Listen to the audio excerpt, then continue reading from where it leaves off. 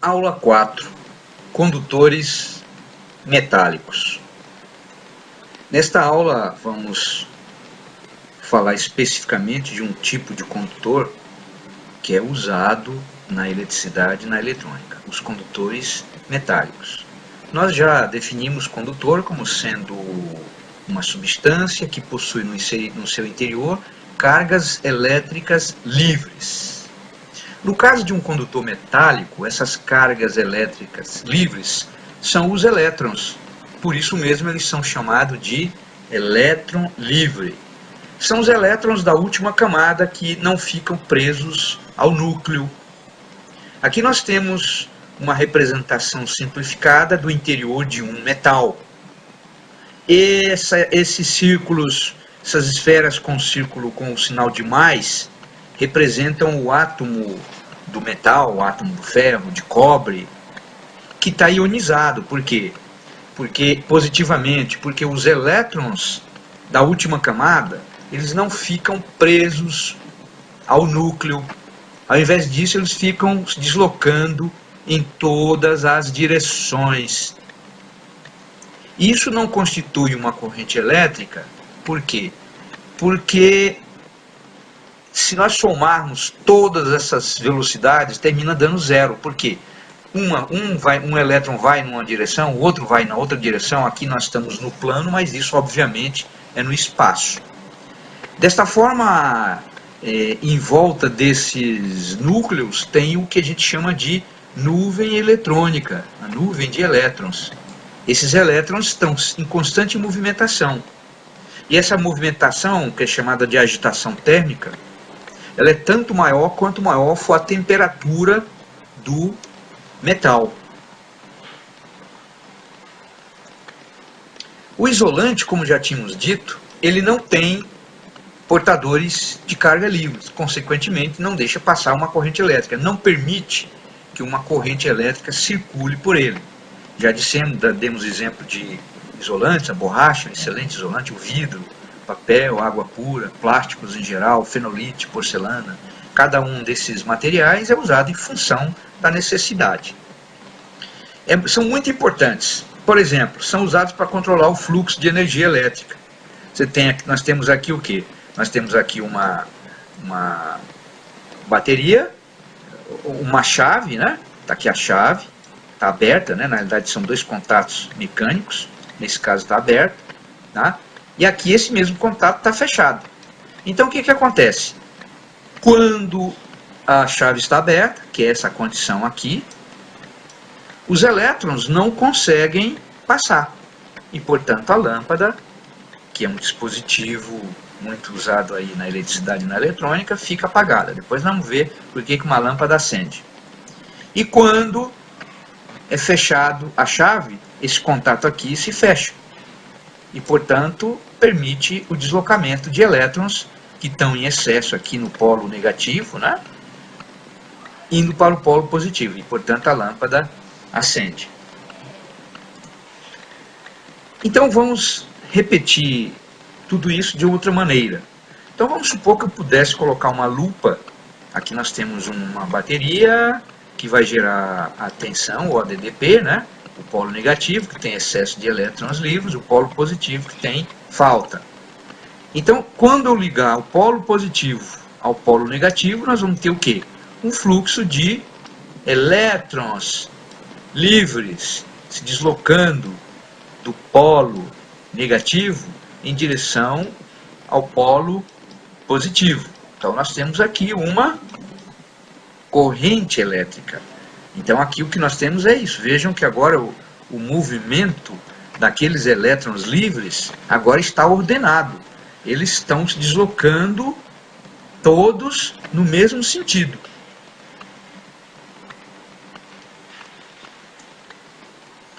Intensidade de corrente elétrica. Vamos supor então que nós temos um movimento de elétrons se deslocando do polo negativo da nossa bateria em direção ao polo positivo. Aqui nós indicamos dois sentidos, o que a gente chama de sentido real, né? Que de fato é o sentido de movimentação dos elétrons livres, e o sentido que é o sentido convencional, que seria o sentido de movimentação das cargas positivas se elas fossem os portadores de carga. Nós voltaremos a falar sobre essa questão. Muito bem, define-se então a intensidade média de corrente elétrica como sendo ΔQ dividido por ΔT, onde ΔQ é a quantidade de carga em coulombs que atravessa uma determinada secção deste fio. O que é a secção? Se a gente cortar isso aqui, por exemplo, se for um fio de secção circular, tá? É isso que a gente enxerga. Então, repetindo, ΔQ é a quantidade de carga em coulombs que atravessa uma determinada secção desse fio no intervalo de tempo ΔT. ΔQ é em coulombs, ΔT é em segundo. Portanto, o fluxo, a intensidade do fluxo de elétrons é dada em coulomb por segundo. Isso eu chamo de ampere. 1 coulomb por segundo, isto é, se a cada segundo a secção do fio for atravessada por 1 coulomb de carga, isso corresponde a quantos elétrons? 6,25 vezes 10 elevado a 18 elétrons. Se o fluxo for esse, eu digo que a intensidade da corrente é de 1 ampere, ou 1 coulomb por segundo, ou 6,25 vezes 10 elevado a 18 elétrons por segundo. O que é mais fácil de falar? É óbvio que é mais fácil falar 1 ampere. Da mesma forma, se o fluxo for 2 vezes maior, eu digo que a intensidade da corrente é de 2 coulombs por segundo, ou 2 ampere. O instrumento usado para medir esse fluxo é chamado amperímetro. O amperímetro ele é usado de forma adequada. Então vamos supor que eu queira medir esse fluxo de elétrons. Observem que aqui nós estamos indicando o sentido convencional. O sentido real é o contrário, quer dizer, o sentido real é o sentido de movimentação dos elétrons livres. É o que eu tenho de verdade lá. Por questões históricas, antigamente, lá em 1800, achava-se que a corrente era devido a um fluxo positivo. Naquela época não se conhecia ainda átomo, elétron, próton. Tá? Após a descoberta do elétron, do próton, provavelmente em homenagem a esses antigos, se manteve o fluxo convencional, quer dizer, como se a movimentação fosse de cargas positivas. Realmente eu sei que a movimentação é de elétrons livres indo do polo negativo em direção ao polo positivo. A partir de agora a gente vai só representar o sentido convencional. E nós vamos usar a letra I para indicar corrente. Então, no caso aqui, nós temos uma corrente de intensidade 10 mA ou 10 vezes 10 a menos 3 amperes. Em amperes. Ok? Isso também pode ser escrito assim. 0,01 ampere. Muito bem. Então, como é que nós vamos inserir o instrumento para medir essa corrente? Nós devemos abrir o circuito, isso a gente chama de circuito elétrico. É o caminho percorrido pelas cargas. Então, para medir a intensidade da corrente, o circuito deve ser aberto em qualquer ponto, e aí eu insiro o amperímetro.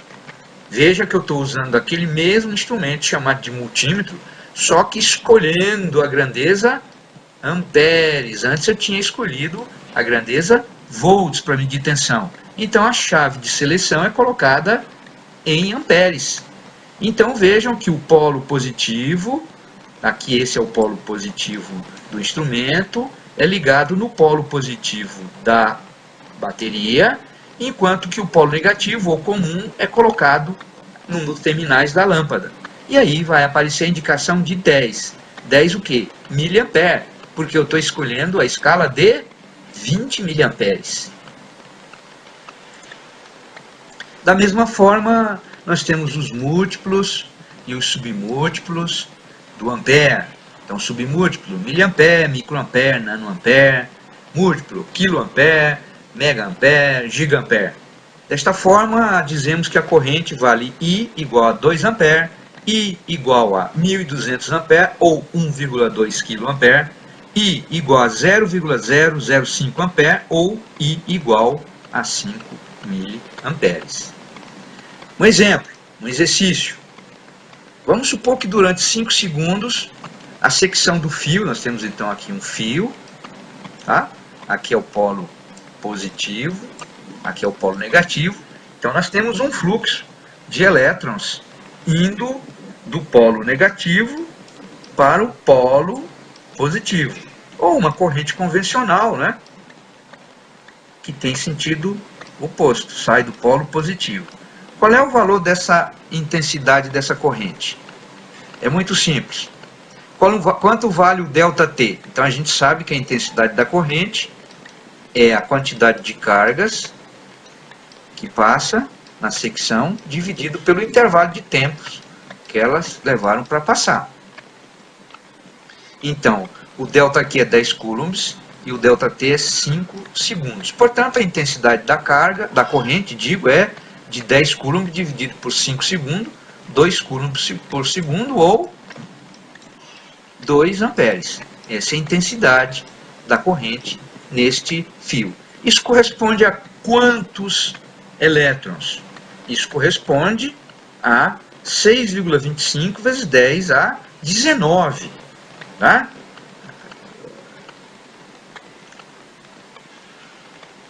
Corresponde a essa quantidade de elétrons. Por hoje é só, então até a próxima aula.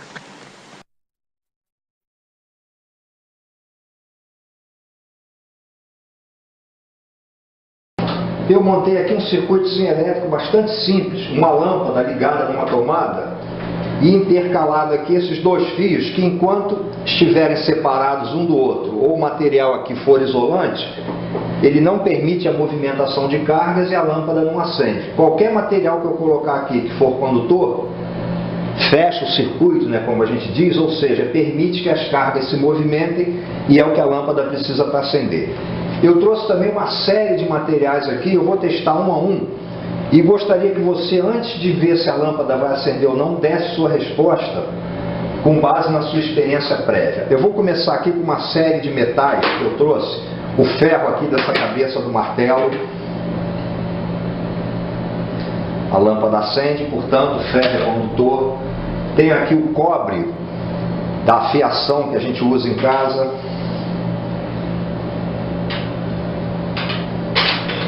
O aço, que é uma liga metálica, aqui da tesoura.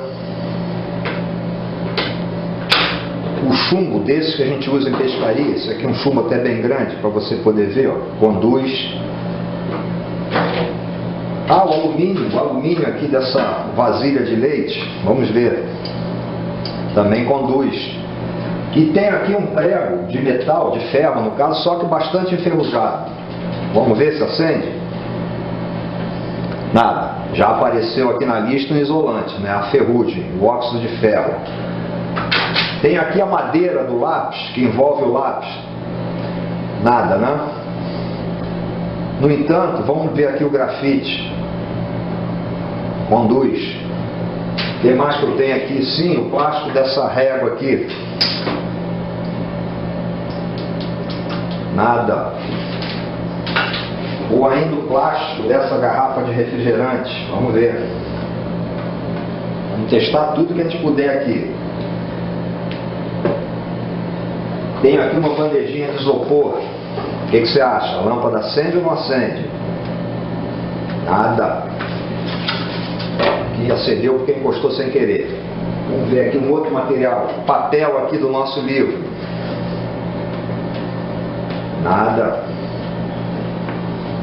Então já apareceu aí uma série de bons isolantes. Vamos pegar mais alguma coisa. Assim, o vidro. O vidro aqui desse copo. Nada. O que mais que eu tenho aqui? A água dentro do copo. O que você acha? Água da torneira, água lá da bica. Nada. Enxugar aqui para não alterar as medidas. Eu vou testar agora açúcar. Então tá aqui açúcar dentro dessa vasilha. Nada também. O próximo que eu vou testar é o sal de cozinha. NaCl, o famoso NaCl. Vamos lá. Nada também. E vou, para encerrar, fazer aqui duas soluções em água. Uma de açúcar. Aqui o açúcar, que a gente já tinha testado, que é isolante. Agora dissolvido em água. O que você acha? Vamos ver? Nada também. E para terminar, o sal de cozinha dissolvido em água. O que você acha que vai acontecer lá com a lâmpada? Vamos ver? Então, dá para você fazer uma bela lista aí de materiais que são condutores e materiais que são isolantes. Então, mãos à obra aí.